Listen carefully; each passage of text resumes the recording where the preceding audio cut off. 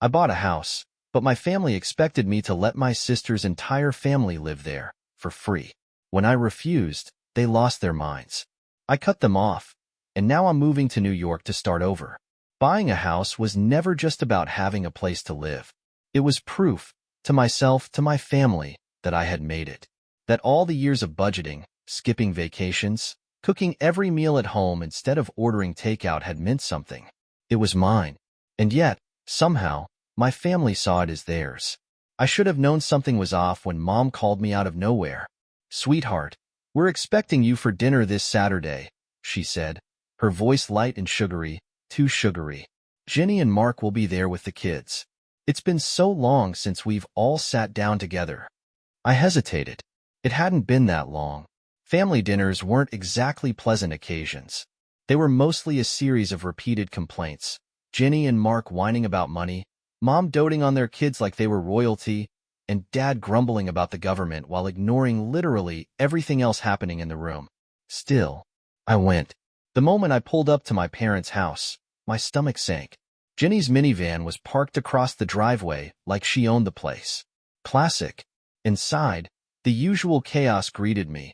Kids running wild, Mom stressing over dinner, Dad planted in his recliner with his newspaper. Jenny sat at the table looking exhausted in that practiced way of hers. The one that screamed, "Look how hard my life is. Everyone feel bad for me." I barely had time to sit before Mom's voice cut through the noise. "What's so interesting on your phone, Emily?" she asked, eyes sharp. I looked up, realizing everyone was staring at me. Jenny, Mark, even Dad had lowered his newspaper. I could have lied, made something up about work, but something about the moment, the way my chest still buzzed with excitement, made me blurt out the truth. "Actually, I'm looking at houses. I think I'm finally ready to buy one." Silence. Not the normal, comfortable kind. The heavy, suffocating kind. Even the kids picked up on it. Charlotte, Jenny's eldest, stopped mid-sentence. Lucas's fork hovered in the air. Mark, who had been rambling about his boss, shut his mouth instantly. Jenny's head snapped up like a hunting dog catching a scent. "You're buying a house?" she said, her voice sharp. Mom's expression flickered between confusion and something else, something almost calculating. "Yes," I said carefully. I'm just looking at options right now. Nothing's final." Their reactions didn't make sense. If anything, I had expected Mom to be thrilled. She had spent years making passive-aggressive comments about how renting was just throwing money away. So why did it feel like I had just announced I was moving to Mars? The rest of dinner felt off. Conversations were weirdly forced, like everyone had forgotten their lines. Even Jenny, who usually never shut up about her struggles, seemed distracted. A week later, Mom called 3 times during an important Zoom meeting. I ignored the first 2, but after the third, I figured someone had died. When I called her back, her voice was practically vibrating with excitement. "Emily, I found the perfect house for you." I frowned. "Mom, I didn't ask for help." "Listen," she steamrolled right over me. "It has 6 bedrooms, and a huge backyard with a playground. Perfect for the kids." My stomach twisted. "What kids?" A pause. Then too quickly, "Oh, well, for the future." I exhaled, gripping the phone tighter. "Mom, I want something small, cozy, just for me." "Don't be ridiculous," she snapped. "You need to think ahead. This house is perfect, and Martha from church says the owners are eager to sell." I could barely believe what I was hearing. And then, just as I was about to shut the whole conversation down, my phone buzzed with a message. "Jenny, OMG, check this one out. So much space for the kids." Then another, and another. Each listing had 4 to 6 bedrooms, giant backyards, proximity to schools. Each one screamed the same thing. They weren't listening. They had plans. For me. I knew then, without a doubt, that this wasn't just excitement for me. This was something else. And I was about to find out exactly what. A week later, I signed the papers. The cottage was officially mine. I could have kept it quiet, but part of me, the petty, younger sibling part, wanted to see their faces when I told them. Wanted them to hear it from me before Mom could help me find something more suitable. So, At the next family dinner, I waited. I let them ramble about their usual complaints. Mark's unreasonable boss, Jenny's exhausting life, Dad's grumbling about gas prices, until there was a natural lull in the conversation. Then I dropped it. I bought a house. Silence. Not just a pause, a full stop. Mom's hand froze mid-reach for the salt shaker. Jenny's fork hovered above her plate. Even Dad lowered his newspaper a full inch, which was a miracle in itself.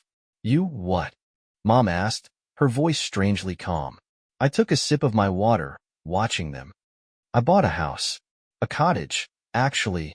2 bedrooms, a wraparound porch, a sunroom. It's perfect. For a moment, no one spoke. Then Dad slammed his fist on the table, so hard the water glasses jumped. Are you out of your damn mind? Andrew, Jenny's youngest, burst into tears at the sudden noise. Mom's face turned red. After all the houses we found for you, you went and bought this nonsense? I stared at them, my grip tightening around my glass. Why would I buy a house I don't want? Jenny, who had been eerily silent until now, finally spoke. Well, at least we can start moving in soon. The room tilted. I blinked. What? Jenny sighed, like I was the slowest person alive. The plan was for Mark and me to move in with you. You don't need all that space, Emily. And we're so cramped in our apartment. No. The word left my mouth before I could even think about it. A sharp, final no. Mom gasped. Emily, don't be selfish. I'm not being selfish, I said, pushing back my chair. I'm being clear. None of you are living in my house. For half a second, true shock crossed Jenny's face. Like she had genuinely never considered the possibility of me refusing. Then it melted into anger. You're really going to let your niece and nephews suffer, she snapped. They're not my responsibility. Jenny's mouth fell open. Mom looked horrified. Dad? He just shook his head. I didn't raise you to be this way. I let out a breathy, humorless laugh. You didn't raise me to be anything. You raised Jenny to expect everything, and me to expect nothing. And guess what? I'm finally done playing along. I grabbed my bag and walked out, their voices rising behind me. I didn't turn back. Not this time. But I should have known they wouldn't let it go. The harassment started almost immediately. At first, it was just calls and texts. Jenny, you really need to rethink this, Emily. Mom, family sticks together. You're making a huge mistake. Dad, ungrateful. I ignored them, blocked their numbers. Then they showed up. The first time, it was Mom, standing outside my apartment, pounding on the door like I had stolen something from her. Emily, open this door right now. My stomach twisted. I almost didn't answer, almost let her scream herself hoarse and leave. But I knew her. She wouldn't leave. So I opened the door just a crack. She tried to push her way inside. I blocked her with my foot. Mom, what the hell? Her face was red, her eyes sharp with frustration. You're going to fix this. You're going to call the sellers and back out of this ridiculous purchase. No. She blinked, as if I had personally offended her. Excuse me? You heard me. I kept my voice calm, steady. I'm not backing out of anything. Her expression darkened. You always were selfish. I swallowed back the laugh, bubbling up. Selfish. Me. The daughter who put herself through college, who never once asked them for help, who spent her entire childhood watching Jenny get everything. Something inside me snapped. Get off my doorstep, I said, or I'm calling the police. Mom recoiled like I had slapped her. You wouldn't, she hissed. I would. And I think, deep down, she knew it. She left. But as she walked away, she spat out, cold and bitter. You're making a huge mistake. I closed the door, locked it, and then I slid down against it, hands shaking. This wasn't over. Not by a long shot. 2 weeks passed. Silence. No texts, no calls, no banging on my door. It should have felt like a relief, but instead, it felt wrong. Like the quiet before a storm. Like they were planning something. And then, just as I was starting to think, maybe, just maybe, they had finally given up. A knock at my door. Not the furious pounding from last time. A single, hesitant knock. I peeked through the peephole. Jenny. I almost didn't answer. But something about the way she stood there, shoulders hunched, arms wrapped around herself, eyes darting toward her car like she was debating running away, made me pause. I exhaled, braced myself, and opened the door just enough to see her. She looked rough. Her hair was frizzy, her face pale, dark circles under her eyes. She wasn't wearing any makeup, which was rare for her. And she wasn't alone. Charlotte, her eldest, clung to her side. Lucas stood behind her, shifting on his feet. "Emily," Jenny said, her voice smaller than I'd ever heard it. I crossed my arms. "What do you want, Jenny?" She let out a shaky breath. "Can I come in?" I hesitated. Then I stepped aside. She walked in, her kids sticking close to her, and I shut the door. She took a deep breath, glancing at the moving boxes stacked by the wall. Her eyes widened. "You're really leaving," she murmured. I nodded. "Yeah, New York." Her jaw tensed.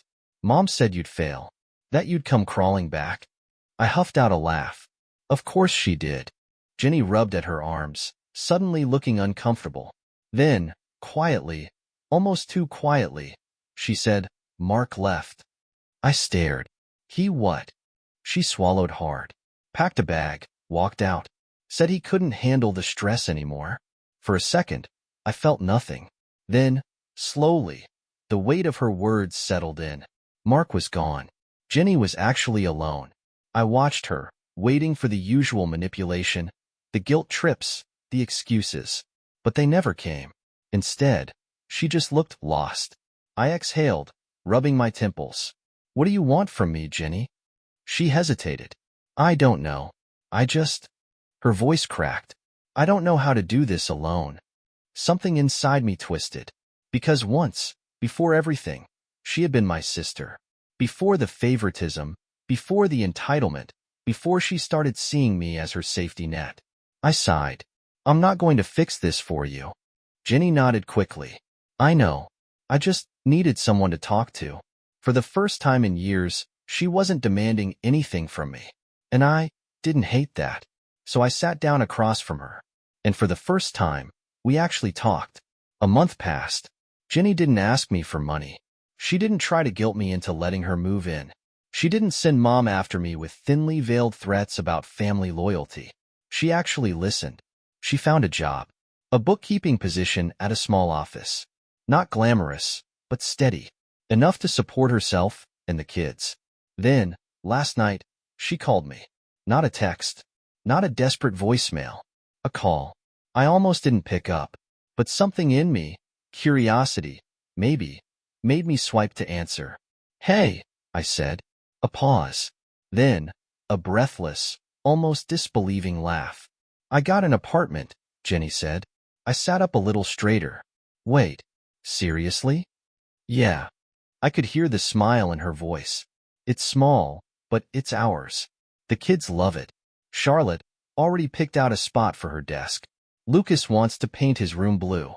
I didn't know what to say. For so long, I had believed Jenny would never change. That she would always expect me to catch her when she fell. That she would never take responsibility for her own life. But she had. "You did it," I said, and this time, I meant it. Jenny let out a shaky breath. "Yeah, I guess I did." We talked a little longer, about the new place, the kids, the job, about how Mom had finally backed off once she realized I was really leaving for New York. By the time I hung up, I felt lighter. Like, maybe this was a real fresh start. The next morning, I packed up my car, took one last walk through my little cottage, ran my fingers over the wooden banister, the door frame, the kitchen counter where I had dreamed of building a life without obligations. And then I locked the door behind me for the last time. As I pulled out of the driveway, I expected to feel sadness, but I didn't. I felt free, because for the first time in my life, I wasn't running away from something. I was running towards something, and I couldn't wait to see what came next.